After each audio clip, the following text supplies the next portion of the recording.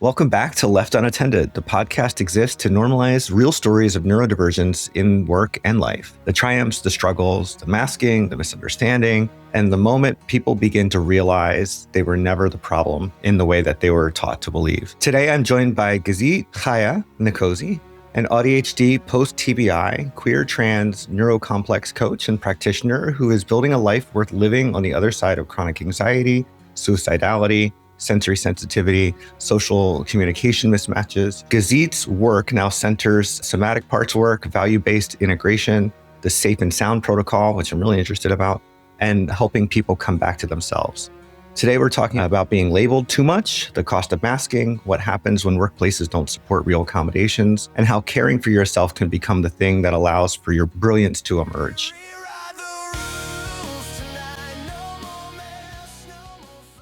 Welcome to the show, Gazit. I'm excited to have you here. Thank you so much. So yeah, my name is tricky. I know that it's 2 words actually for my first name, Gazit Khaya, but some people just call me Z. So if you're more comfortable, you can just call me Z. Z, that works for me. Okay. Is there anything that I did not share in your bio that you want the world to know about? I just love that you mentioned the part about like realizing or like coming to accept that you're not the problem. That is so sweet. It just really did feel like I was the problem for so long. Yes. And I'm so grateful for people like you that are giving people opportunities to hear stories so that they might be able to find out that they're not the problem either. So yeah, I'm just glad to be a part of this. Thank you. Thank you. This is the whole premise of this show, is for really like to normalize those stories, because so many of us, you and I, sounds like very similar paths. Like we just thought we were a problem, or it's like everyone else doesn't have to deal with this for some reason, or this is just how life was. And so, yeah, I think people need to hear it. And I think the more negative feedback I hear about, like the one I've gotten quite a bit is like, I miss the days where ADHD wasn't an excuse for laziness. Like that gives me more fuel to have this podcast, because it just tells me the stories have not been normalized yet. That stigma is still very prevalent. Yes, it is. I think you shared that you've spent your life unlearning the message that you were too much and the problem, which is like perfect segue. Where did that message show up for you most clearly? I mean, many layers. I had very early exposure to fundamentalist evangelical Christianity. So that premise just lays out that we're all the problem. You know, the concept of original sin was what our entire community was based off of. You were just spending your days like repentant and sorry and trying to make up for being born bad and trying to earn this opportunity to not be punished forever. So that was like in the water, and that didn't even have to do only with me. So that was sort of, I would say, underlying everything. And then I just happened to have many ways where I also couldn't like do it right. I couldn't follow the rules in terms of being queer. I didn't realize that until more like, you know, late elementary, middle school. Then I was like, I can't even try hard anymore.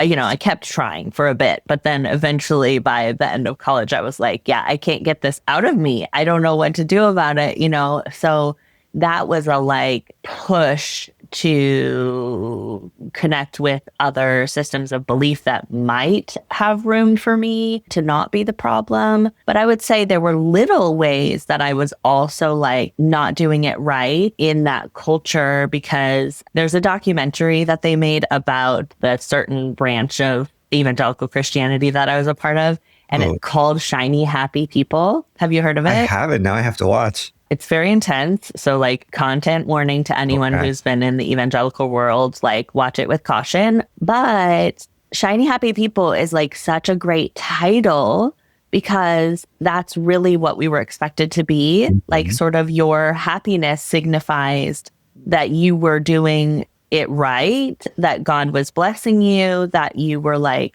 being fulfilled enough by God, you know. So my sensitivity early on was really problematic, because I wasn't a shiny, happy baby or kiddo. You know, I was a wreck. I was crying. I was very sensory sensitive. So I couldn't wear the clothes that would make me look.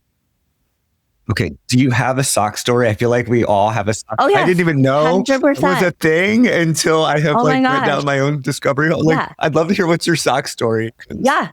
The lining across the toes was attacking me as a 2-year-old, right? I was like, these socks are violent and they are digging into me and they're trying to like break me, right?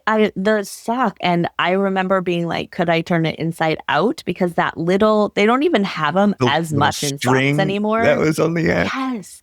It was like sewn in this like toe across your toes. And if you wore shoes, it would be like pressing up again. And also shoes. Like I have never found a comfortable pair of shoes thus far in my life. They feel like they're incubators and they're trying to trap me and harm me. I feel like the longer, this is so like out of left field, but I feel like the longer I wear shoes, like it's like, you know, you watch the horror movie and the walls cave in. It's like my shoes somehow get slimmer and slimmer and slimmer the more I wear them. Yes. It's like Haunted Mansion or something. Yes. It's coming in for me and the socks and oh my gosh. Yes. So the socks were a whole thing.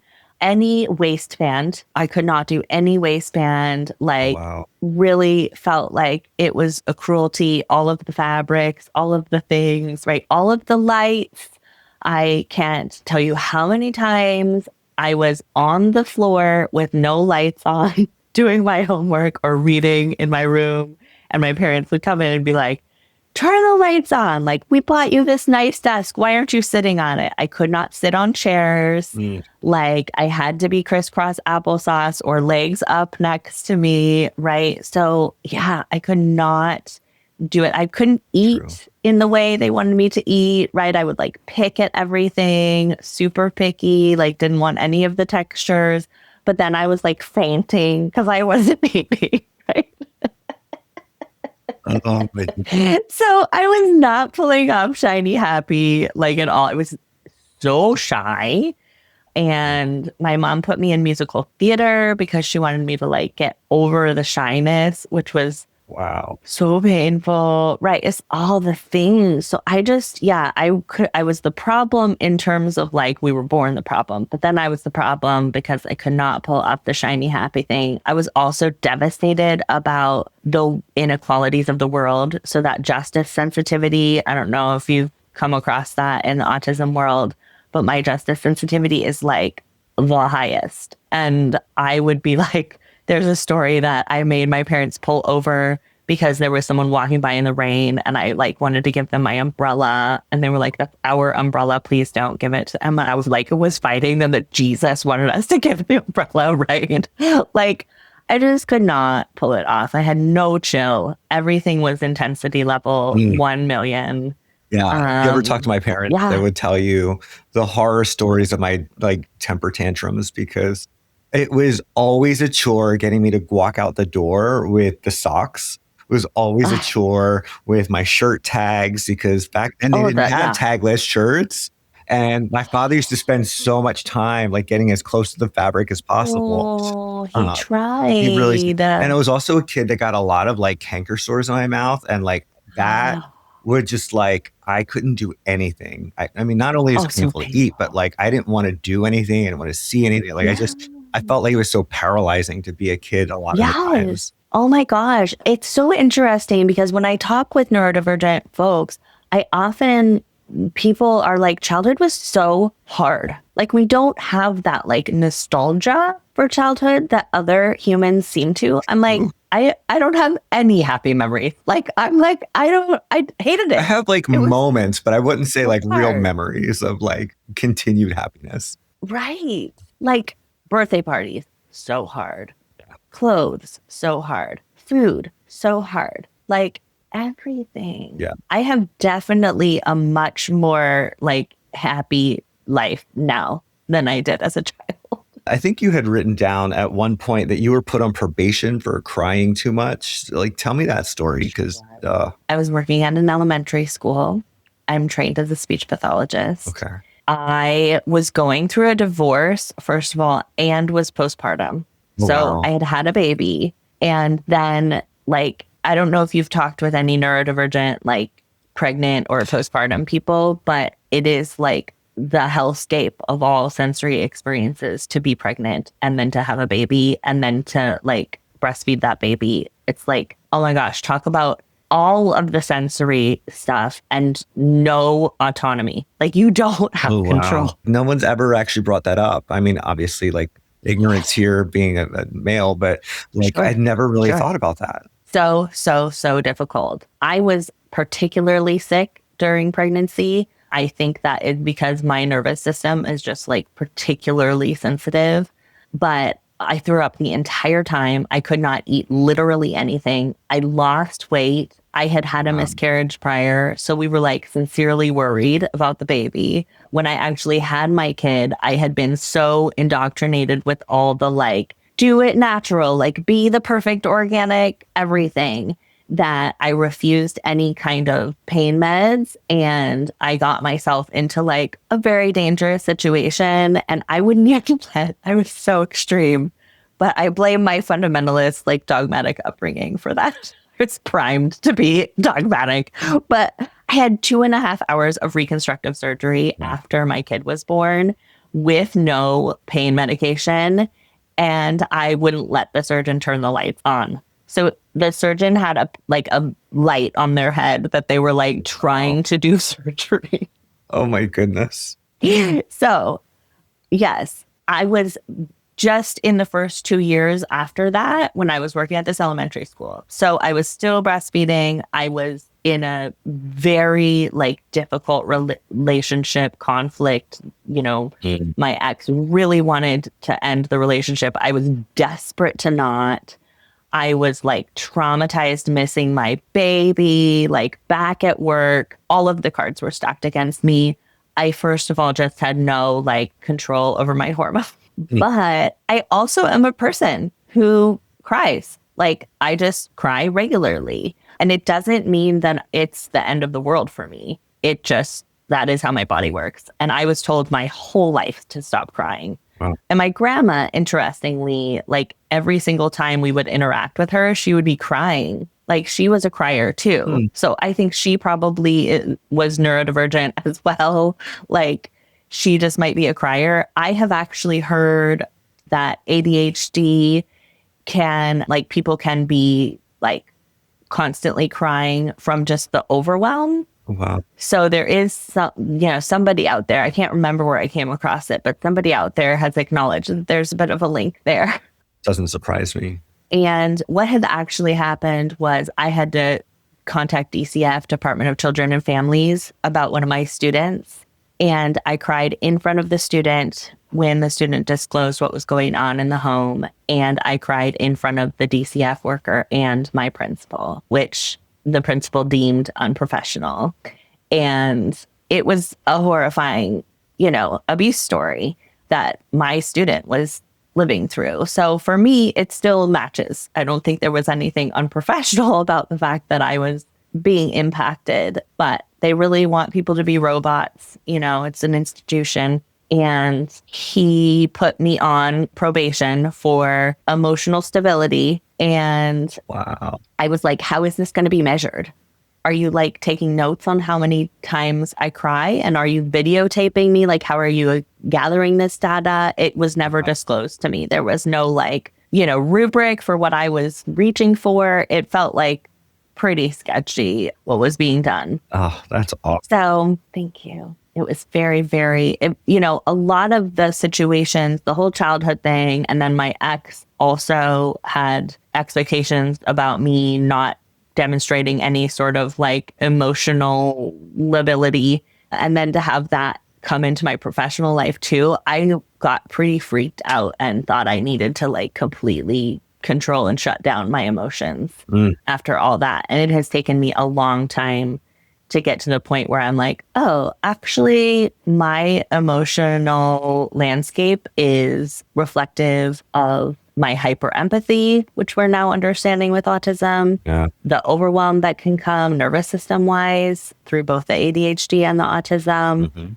And it matches perfectly what my wiring is experiencing. And it's not something that makes me any less capable of being a parent, of being in a relationship, of being in employment or any sort of professional capacity. It actually, my hyper empathy and my awareness of my capacity and how much it impacts my life makes me really good at all of those things, actually. Yeah. I'm curious if you were to look back on that moment, right, where you were, crying in front of the GCF worker and whatnot, like what support would you need now, knowing what you know now about yourself? What would support look like for you back then? Whew.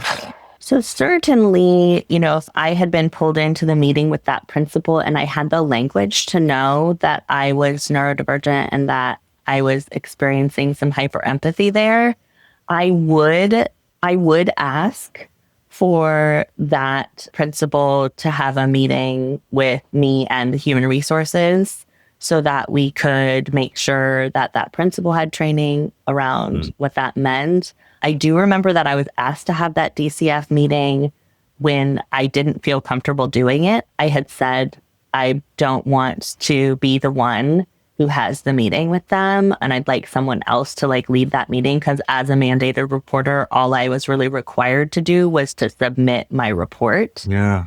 And so I think that, we could have sort of brought it back a few steps and not even put me in that context. It wasn't in my job description to have to do that. I had done what was required. But yeah, to make sure to have some training for that administrator.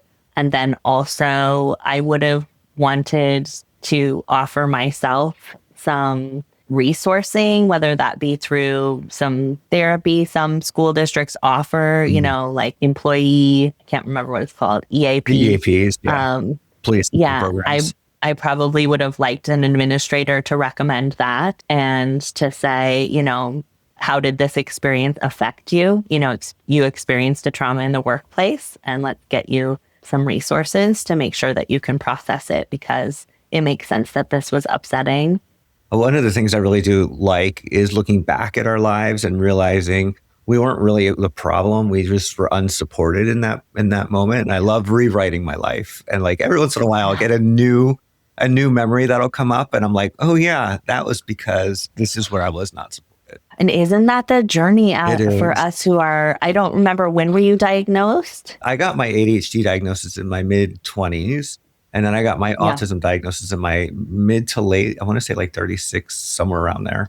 Yeah. So, yeah. So for those of us who are late diagnosed, we got to go back through and rewrite that stuff. I wasn't picky. I was more of an ARFID profile. And if my parents had been given those resources, they could have supported me so that I wasn't passing out all the time, right? Yeah. I think one of the things you mentioned was accommodations are kind of your life right now. And I know many of the listeners probably here are so afraid to ask for accommodations. But what changed for you when you stopped seeing those needs as something to apologize for, or even worth risking asking? Yeah, everything. And I'm in a very much a place of privilege because I am now self-employed. So I am not having to ask for accommodations from anybody. I'm giving them to myself. And I understand that that's really a different situation than most people have. Yeah. I'm one of those people who, I just couldn't hack it in actual physical school. I was between the fluorescent lights and the fluorescent lights. Oh my gosh. They were pure evil. Yeah, between the fluorescent lights and the fragrances, I was having migraines, 4-day-long migraines every couple of weeks. And I was getting to the point where I was missing too much work. And I was trying to figure out whether I was going to go on disability or not. So I did get help. I now have special glasses that are prisms. So they just I don't understand the science exactly, but it changes the way I interact with the world. I've been I haven't not tried them yet, but I've been wanting to. Oh my gosh. I cannot say enough good things about my glasses. Okay. They are my only prized possession. Like you could take everything away from me. I have no like need for material resources, but I'm like, my glasses, my child knows, like, do not get near the glasses. I love them so much. Again, they are a real privilege. Mine are not just ones you buy off the internet. I got them like prescribed to me by a neurological ophthalmologist who specializes in autism and brain injuries. And I had vision therapy alongside them. Wow.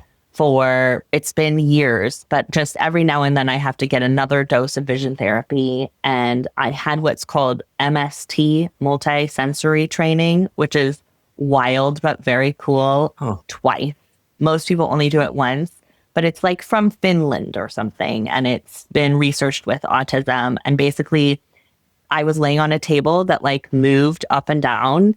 And then there's like different color lights, like zooming in and out. And then you wear headphones with this like music, like it's a trip, but it rewires your brainstem to process sensory information because so many of us are processing our sensory information with our frontal lobe because we have a sensory processing deficit.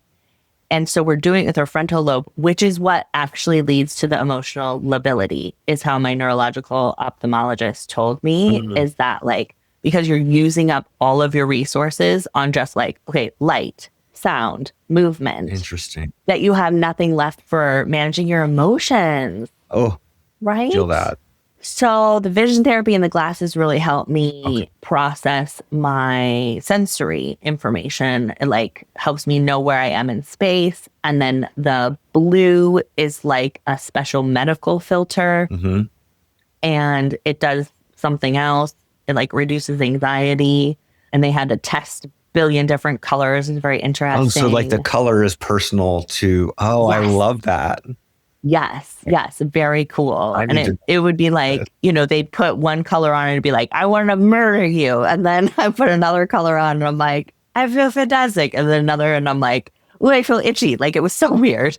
That's interesting. Like, so I did like one of those sensory deprivation tanks, which was, I can't say enough about that. Like where you sit in the Epsom, like the 10,000 pounds of Epsom salt in the water. So you just kind of float there. It's like a float tank. And it was absolutely amazing. But afterwards, they give you all these different color, like non-prescription glasses and be like, whichever one works for you, just put it on. And I went through them and I remember like picking up, I think they were like pink. I can't remember what color, but like, I just was like, I like these a lot. Right. And there's this other thing called Irlen syndrome. Have you come across that? Irlen? Yeah. IRLEN. Man. And it's like another version of the glasses and they have their own color thing. And I got the evaluation, but then it was like to put the two together was like a little tricky. And it was like two philosophies at once. And I was like, I know these work. Let me just stay with this. Okay. So that's a major part of my accommodations is my glasses. I always wear a hat with overhead protection. And that has changed things dramatically in my life because I don't have to like ask people to turn down lights. I don't have to like not go into certain stores or like limit my time outside. I just always have my hat on. So if my kid turns out on a light, it's like far less distressing. You know, if I have to go to the grocery store, far less. It's going to take a lot less of a toll. Yeah. I always recommend like people with the fluorescent overheads, like get yourself a table lamp or a desk lamp that like with the bulb that you like, and sort of drown out some of that fluorescent lighting. You have the ability to do that because we can't always have, our workplaces don't always know what to do. And we don't always have control of the lighting. Absolutely. Some places won't let you plug in a lamp because they have like fire codes. That's how it was in my school district. Oh, wow. And so if someone is in that kind of situation, they could consider asking if they can wear a hat. Or a visor, and have that as a workplace accommodation because then whatever lights are like fire code mandatory or whatever. If people do have control over their lights, I have only like twinkle lights. I put them around the edge of every room, and it's just enough lighting. Makes me happy. It's so good. It's so good. Because even any kind of light bulb I can't do. I'm like, if it's behind me, I'm like, it's staring at me. It's yeah, I don't like light bulbs at all. So twinkle lights are an awesome one that I've given myself in every room in my house. Yeah, I've had to like take the ceiling fan in our bedroom because it's so like, and then like coat it in, like, I don't even know how to explain it, like privacy. Yeah. So it's like more diffuse rather than so harsh. Yeah. Yes. It's like a thin, sticky paper that you like put over it. And they're LED, so it doesn't burn or anything. But like, for me, I do like the cool lighting, like the bluish lighting. I know some people are much more like the warmer. I hate that yellow. Yeah. Yeah. Isn't it amazing? Like, it's so specific. And I would say accommodations, like, it's about experimentation, right? Yeah. I think that once I was no longer working in a building, I just started with every single part of my life asking, like, why am I doing this thing? Could I make it 1% more comfortable? Right. And that's how I got to the place of being like, oh my God, I actually feel so much better about my life if I'm wearing a hat. Like, it feels like a little bit of pressure. It feels like a little cozy, like, nook that I'm in. There is something magical about it. And at first I was like, people don't want me to wear a hat. It's unprofessional. And I need to like take it off when I'm around. And then I realized like no one was saying anything to me. And so I just expanded slowly into always wearing a hat. And so far, nobody's ever said anything to me. I wear it to synagogue. I wear it to, the band concert at school. I wear it to wherever. And nobody's ever said anything. So yeah, just asking that question, like, that's how I eliminated over the past 2 years, like, all clothing that didn't have a stretchy waist, gone. No longer exists in my life. Like, cut off all the tops of my socks. Fabulous. Like, what else? I have now this very cool chair that I wish I could show you, but it's like an ADHD chair. Okay. Have you heard of this? Yeah, where you put, like, you can put your knees on it. And yes. Yeah. Yeah, I love it so much. I'll have to put a link in the show notes because I've been looking at it on Amazon and like they're a little pricey, but I'm like they are. Yeah, my parents gave me a gift card to Home Depot that I was supposed to use for home repairs. But I was like, I want this chair so bad. Let me see if Home Depot has it. They did. And I got it. I know. On their website, look up random things. Yeah. On the website of Home Depot, they have like everything that Amazon has, basically. It's kind of weird. Yeah. But this chair is amazing. I love it so much. Yeah, like I just have, made every rule. I just have, like, is that your book? Rewriting the Rules? That is my book. Yeah. That came out. I published it March 3rd. Oh my gosh. Please send me the link. I want to read it because that's basically what I do all day, every day. I'm like, wait, this rule needs to be rewritten. Yeah. Let me change it. Do I like it? I'll keep it. Do I like it, but I want it changed? I'll tweak it. If I don't want it at all, I'll toss it and put in a new rule. Like, Absolutely. Who's to say an adult could not live entirely in pajama pants? Yeah. Turns out I can. The book for me is about like rebuilding our workplaces, right? So I think about how our in my mind, and prove me wrong for sure, but in my mind, I think our workplaces are still very much set up from a place of industrial era time, factory 100%. Working, right? And for anybody who's listened to me, well, the listeners are probably tired of this story, but like I think about the trolley scenario, if you're familiar with it, like the ethical dilemma, where that trolley's raging down the tracks, 5 people are tied up over here, 1 person tied up there. Which one do you do? And it's like, there's no real good answer. But also, like, I think that's our workplace. Like, we are avoiding running over the 5 people to run over 1 because the 1 person can ask for an accommodation, right? And this is all about, like, once we know that humans evolve, we know that language evolves, we know that our understanding of being a human being evolves. So once we know that, we should be able to do better and start to build our workflows, our policies and procedures, our handbooks, like how we build our buildings with lighting differently with more people in mind, right? And so that's the whole premise of the book, not to go off. Yeah.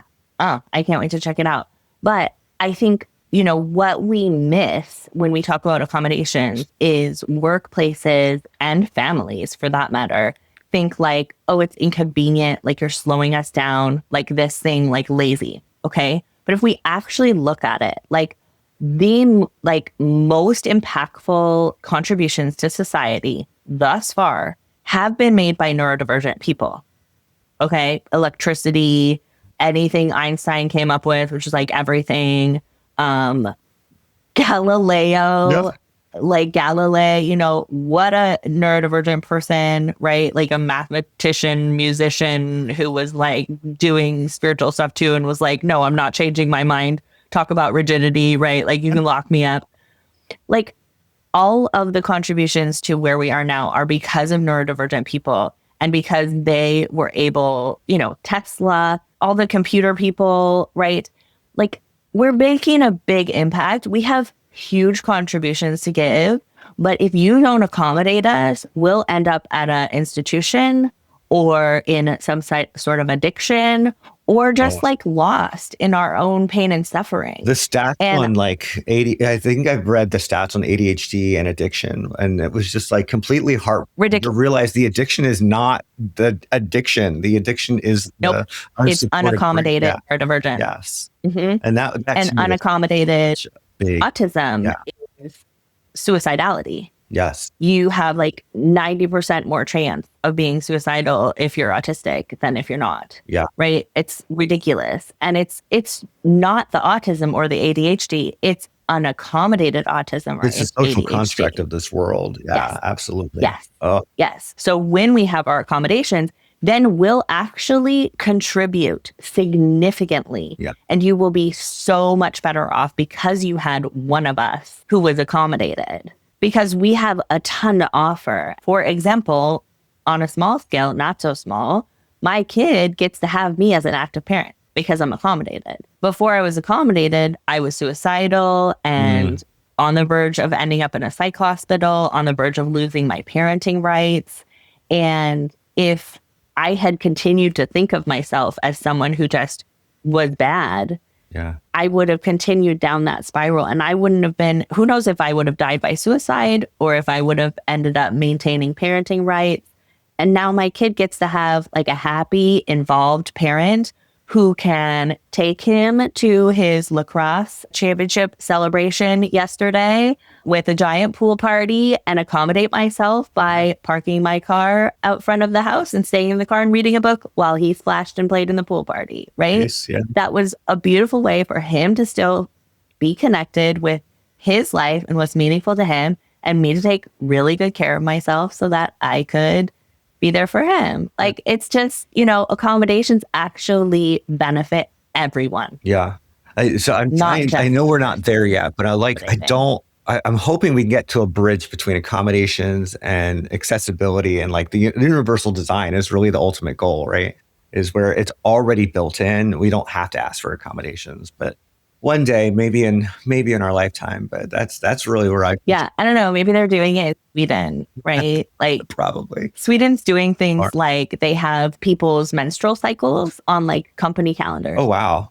So that it's like, don't schedule a very important meeting when like this person's going to have less resources, right? It's just like totally nervous system informed. I love that. And I would say like universal design is another way of saying like nervous system informed, you know, just recognizing that every nervous system is going to have more or less capacity depending on what's going on. And you have to know individuals to be able to design things, right? You need the neurodivergent people to get the accommodations now so that we can actually create the designs that will work for those next generations. Yes. What did building your own work structure make possible for you? Because I know you had said you went from being an employee into being self-employed. Like, what did that make possible for you? It's been so magical. I feel like it was just like a miracle that happened. I don't know how it happened. I had been working with my therapist for 2 years with the explicit goal of getting out of the school district. And I was like, I've got to make it happen. I'm not going to survive any longer. I cannot do it. I've got to figure something out.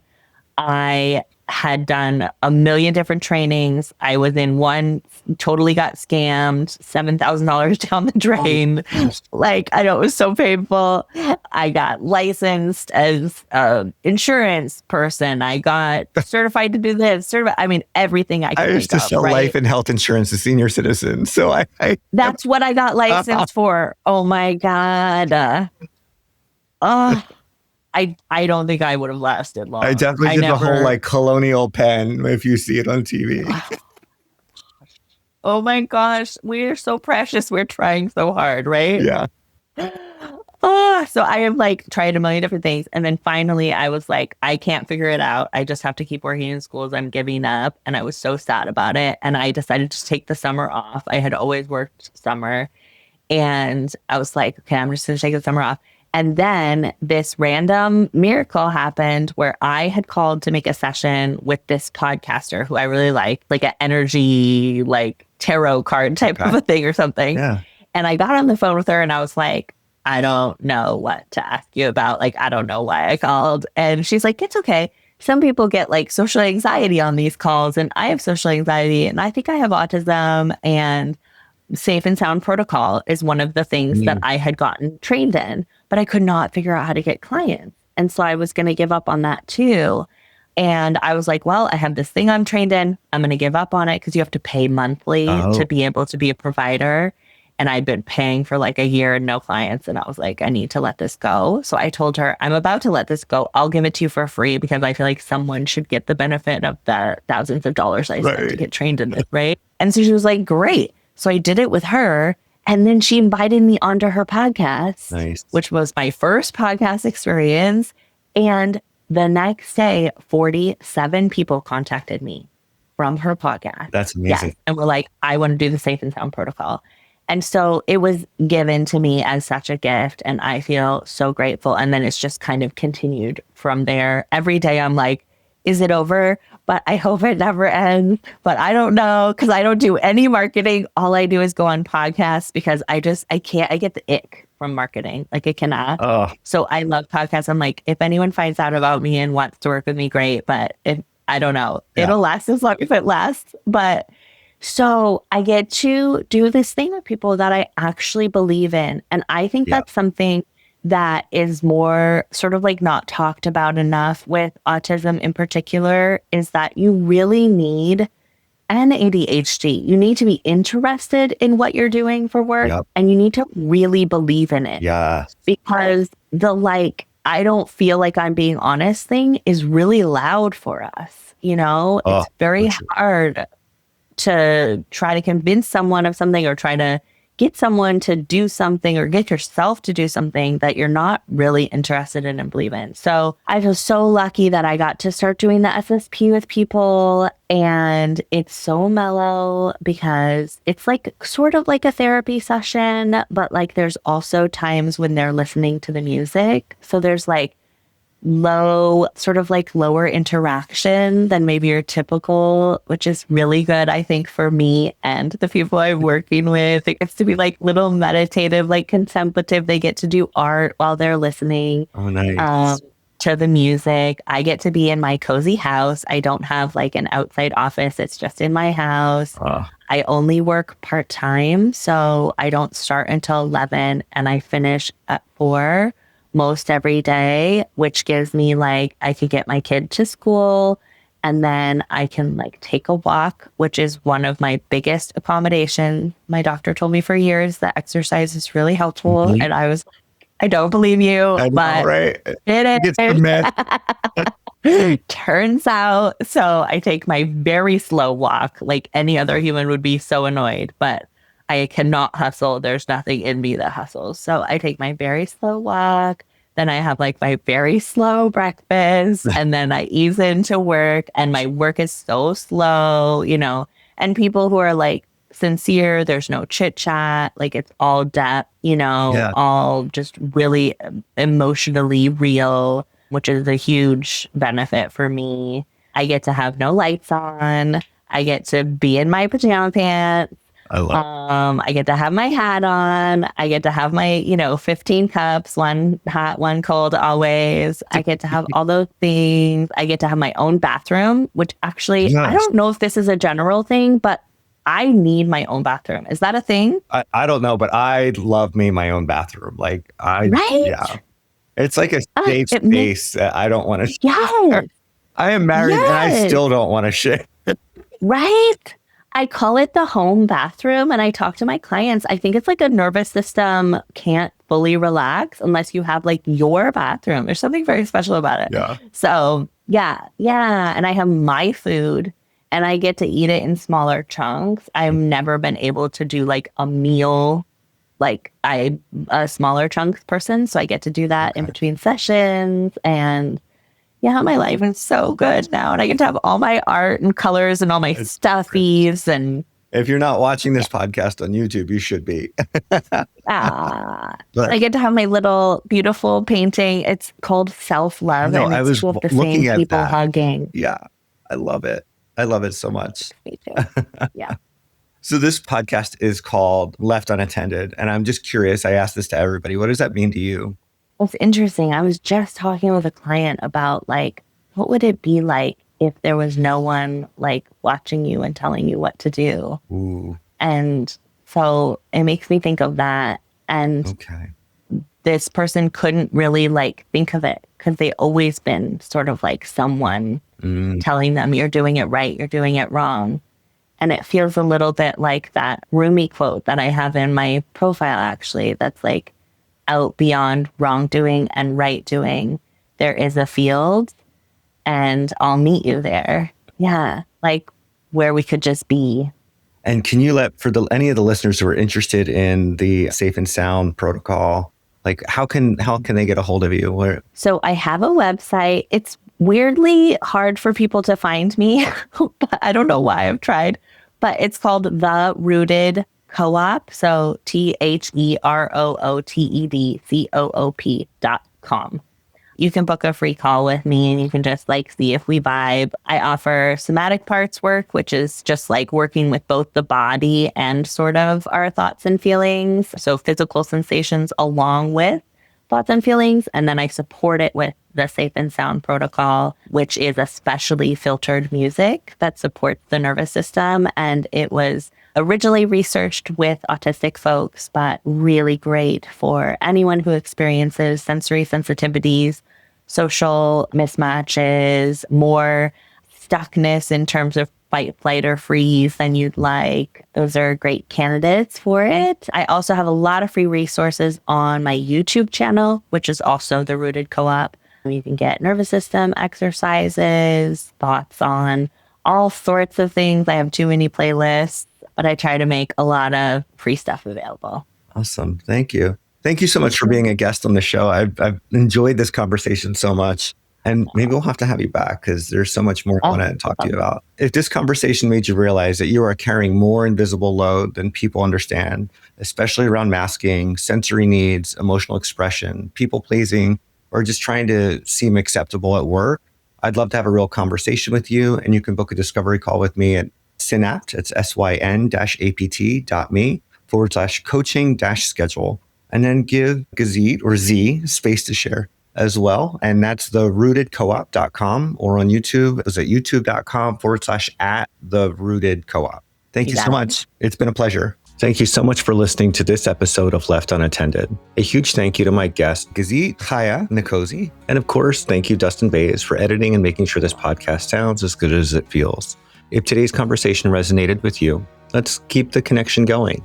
Join my newsletter for weekly insights on neuro-inclusive leadership, and that's synapt.me/newsletter. That's syn-apt.me/newsletter. Learn more about coaching with me at synapt.me, syn-apt.me. And finally, if you enjoyed this episode, please follow the podcast and leave a review.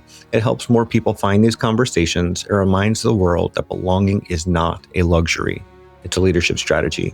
Until then, I'm your host, Ron Sosa, and this has been Left Unattended. Until next time.